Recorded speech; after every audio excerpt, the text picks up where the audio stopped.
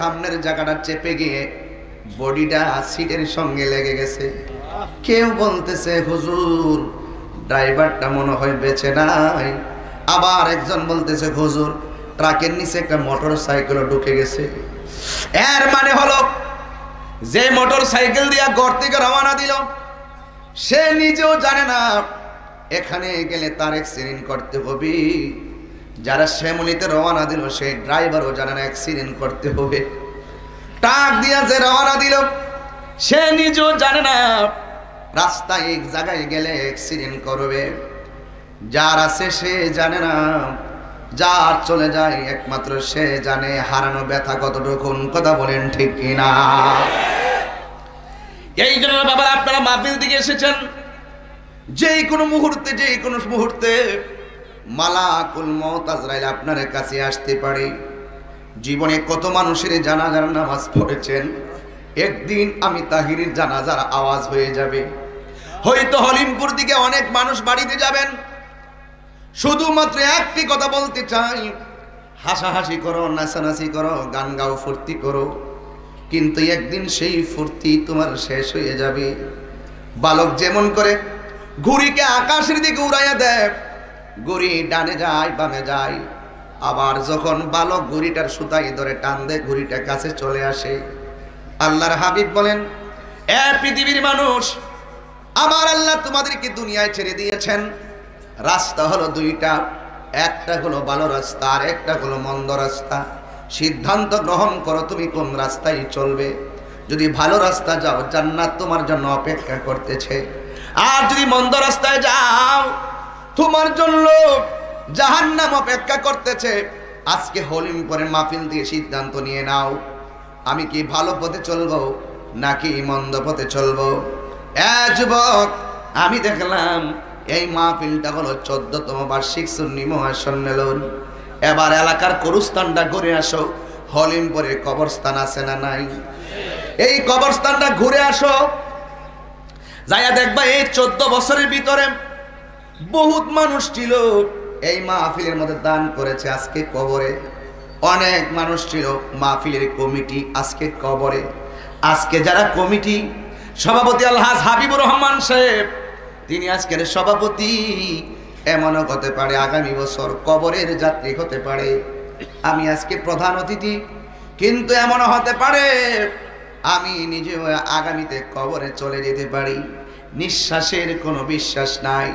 জীবনে কত জানাজার নামাজ পড়ছো গো, ও আমার হলিমপুরের বন্ধুরা, দিলটা নরম করে দাও।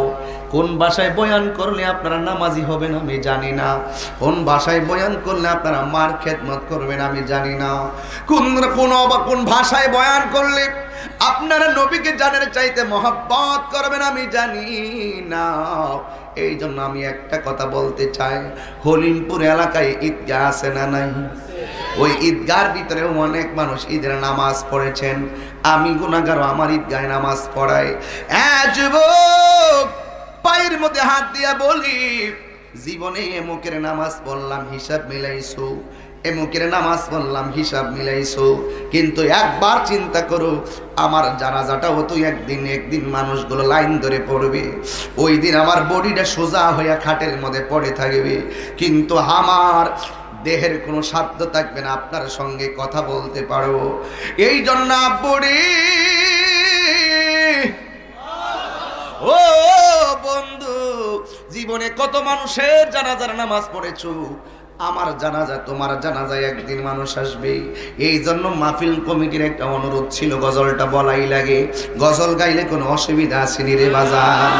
কত জানাজার পড়েছি নামাজ,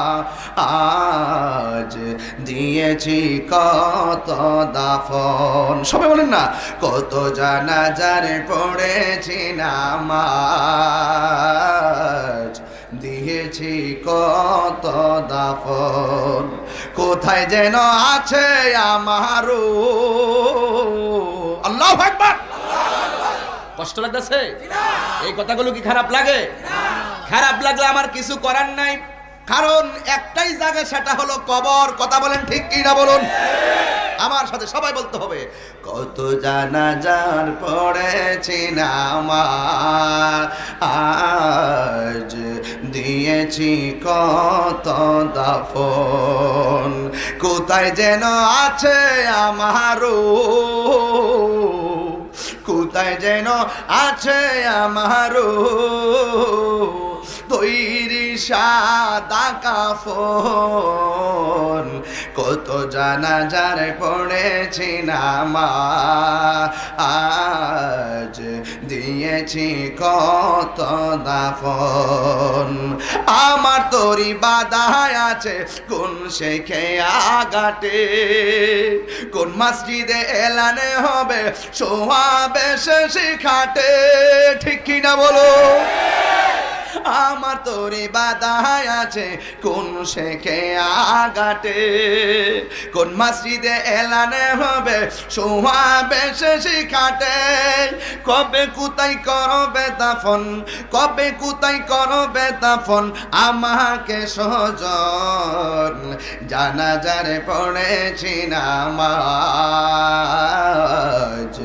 দিয়েছি কত দাফন, কত জানাজারে পড়েছি নামাজ, দিয়েছি কত দাফন, কোথায় যেন আছে আমারও, কোথায় যেন আছে আমারও তৈরি সাদা কাফন, কত জানাজারে পড়েছি নামাজ, দিয়েছি কত দাফন, কত জানাজারে পড়েছি নামাজ, দিয়েছি কত দাফন, এই কোথায় যেন আছে আমারও, কোথায় যেন আছে আমারও তৈরি সাদা কাফন, জানাজারে পড়েছি নামাজ, দিয়েছি কত দাফন, একটা জবান বন্ধ রাখবেন না, চিৎকার মেরে বলো আল্লাহু আকবার। হে আমার বাবাজিরা রে,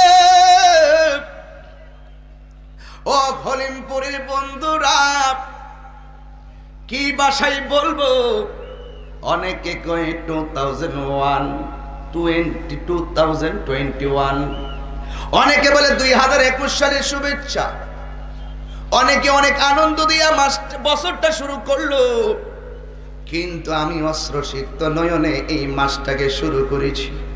কেন জানোনি? কারণ 2020 সালে আমি আমার বাবাকে হারিয়েছি। জীবনে কতটা সাল বাবার সঙ্গে কাটাইছি, এই সালটা বিদায় হলো, আমার মতো অনেক মানুষ নিজের বাবারে হারাইছে, আমার মতন অনেক মানুষ নিজের মারে হারাইছে। এই জন্য যুবক কষ্ট নিও না, কথাগুলো বলতেই হবে। রাস্তা হলো দুইটা, একটা হলো ভালো রাস্তা আর একটা হলো মন্দ রাস্তা, একটা হলো ন্যায়ের পথ আর একটা হলো অন্যায়ের পথ। বাছাই করে নাও তুমি কোন পথে চলবে, বাছাই করে নাও তুমি কার সঙ্গে চলবে। এই জন্য বুড়ি ও মৌলিবা বাজারের বন্ধু, সিলেটের বাবারা, আমি গুনাহগার কথাগুলো বিনায়া বিনায়া বলে দিয়ে যায়। যদি পারো এক ফোঁটা চোখের পানি ফালাইয়া দিবা, দেখবা এই চোখের পানির উসিলাই যদি তোমার আব্বা কবরে থাকে, আমার আল্লাহ ওই আব্বার কবরটাকে জান্নাত বানাইয়া দিতে পারে কি পারে না? এই জন্য বাবা অনুরোধ, ও বন্ধু, পায়ের মধ্যে হাত দিয়া বলি, রাস্তা কয়টা? কথা বলা লাগবে, রাস্তা কয়টা? একটা হলো ন্যায়ের পথ আর একটা হলো অন্যায় পথ। আজকে হরিণপুরে 2021 সালের প্রথম মাহফিলটা, জানুয়ারির 1 তারিখের মাহফিলটা ইতিহাসের পাতায় আজকে রেখে দাও। আজকে থেকে ওয়াদা করো, আল্লাহ আর কোনোদিন তোমার সঙ্গে নাফরমানি করব না গো, আর কোনোদিন তোমার বন্ধু নবীর সঙ্গে গোস্তাখি করব না। কেন এই জন্য করব না? যুগে যুগে নবীর বিরোধিতা করে কেউ টিকে থাকতে পারে নাই। আমরাও একদিন দুনিয়ায় থাকবো না। একদিন আমাদের সকল পাপ পুণ্যের হিসাব গ্রহণ করবেন একজন। ও হলিমপুরের মানুষ, জবানটা খুলে বলো তিনি কে? এ আমার আশিকিন জাকিরিন মুহিব্বিন বাবাজিরা রে, ও বন্ধু, রাস্তা কয়টা? শুধু এই কথাটা মনে রাখেন, সারা জীবন আইসা কবরের বয়ান করছি, সারা জীবন কবরের আযাবের বয়ান করছি, শুধুমাত্র বেঈমানের কবরের আযাব কেমন হবে বয়ান করেছি। ও বন্ধু, পায়ে ধরে বলে যাই, ওই কবরে আমার নবী ছাড়া কেউ আপন হবে না। আমার নবী, আপনার নবী রাহমাতুল লিল আলামিন এই দুনিয়ার ভিতরে এসে দুইটা কন্ডিশন নিয়ে এসেছেন। আল্লাহ বলেন, মা আতাকুমুর রাসূলু ফাখুযুহু ওয়া মা নাহাকুম আনহু ফান্তাহু।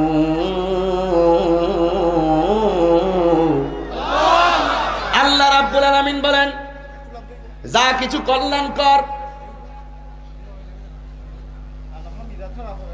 সবাই দুরূদ শরীফ পড়ে, আল্লাহুম্মা সাল্লি, এদিকে এসো, আমার লাগছে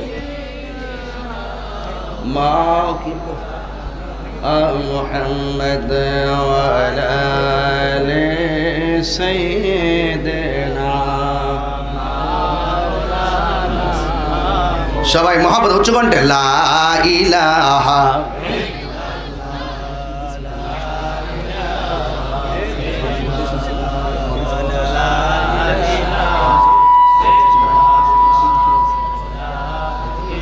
জিকির করেন, সবাই জিকির করেন।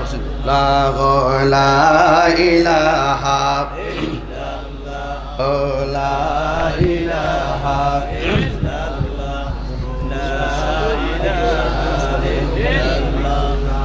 লা ইলাহা লা ইলাহা ইল্লাল্লাহু মুহাম্মাদুর রাসূলুল্লাহ সাল্লাল্লাহু। সকলে বলি আলহামদুলিল্লাহ। আপনাদের কি কষ্ট হচ্ছে? এই আসল ঘরের নাম কি বিল্ডিং না কবর? আর যারা বিল্ডিং না কবর, হাত তুলুন, হাত তুলুন, হাত তুলুন, সোজা করেন। ঘুম আসলে তো চলবে না। একটা স্লোগান আমি দিচ্ছি, আকাশ বাতাস মুখরিত করে আল্লাহকে ডাক দিবেন, নারে তাকবীর, নারে রিসালাত, নারে গাউসিয়া, আহলুস সুন্নাত ওয়াল জামাত। হাত নামান, হাত নামান। আপনারা জবান খুলে বলুন, আসল ঘরের নাম কি? এই জন্য আব্বা, রাস্তা কয়টা?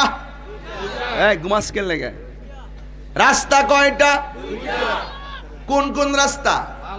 একটা ভালো আর একটা মন্দ। মন্দের বয়ান করলাম কবরের আযাব, কিন্তু আমি আজকে একটা প্রমাণ দিয়ে যাই হলিমপুরের জবানে। শুধু একটা কথা বলতে চাই, আমার নবী, আপনার নবী দুনিয়াতে এসেছেন হককে প্রতিষ্ঠিত করতে যাইয়া আমার নবীর গায়ে মোবারকে পাথর জড়াইছে। কথা বলেন ঠিক কিনা? এই জন্য যুবক ভাইরা, আমি প্রায় সময় বলবো, সুন্নাত নয় শুধু দাওয়াতের মেহমান। কি এই পোলাপান চেতন আসে কিনা বলো? সুন্নাত নয় শুধু দাওয়াতের মেহমান, আরো কিছু সুন্নাত আছে তুমি জানো কি? জানলেও জীবনে কখনো তা মানো কি? কথা বলেন ঠিক কিনা? সুন্নাত নয় শুধু নির্জন দানে যাওয়া, আর সুন্নাত হলো পাথরের আঘাত খাওয়া। ঠিক কিনা বলো? মহব্বতে তার সুদিনের সাথী তুমি, দুর্দিনেও তার পাশে থাকো কি আরো কিছু সুন্নাহ আছে তুমি জানো কি জানলেও জীবনে কখনো তা মানো কি জানলেও জীবনে কখনো তা মানো কি জবান খুলে বলো রাস্তা কয়টা রাস্তা হলো দুইটা আমার নবী কি অন্যায়ের দাওয়াত দিল না ন্যায়ের দাওয়াত আমার নবী কি সত্যের দাওয়াত দিত না মিথ্যার দাওয়াত সত্যের দাওয়াত যারা গ্রহণ করেছে তারা সাহাবী তারা ঈমানদার আর ওই দাওয়াত যারা গ্রহণ করে না এ জবান খুলে বলো তারা কি তারা বেঈমান যারা বেঈমান তারা জাহান্নামী যারা নবীর দাওয়াত মেনেছেন তারা হলো জান্নাতি কিন্তু মনে রাখবেন আমার নবী আপনার নবী যখন দ্বীনের দাওয়াত দিত অনেক মানুষ নবীকে দেখে দেখে কালিমা পড়ে মুসলমান হয়েছে আবার কিছু কিছু মানুষ আছে যারা নবীকে দেখে মুসলমান তো হয় নাই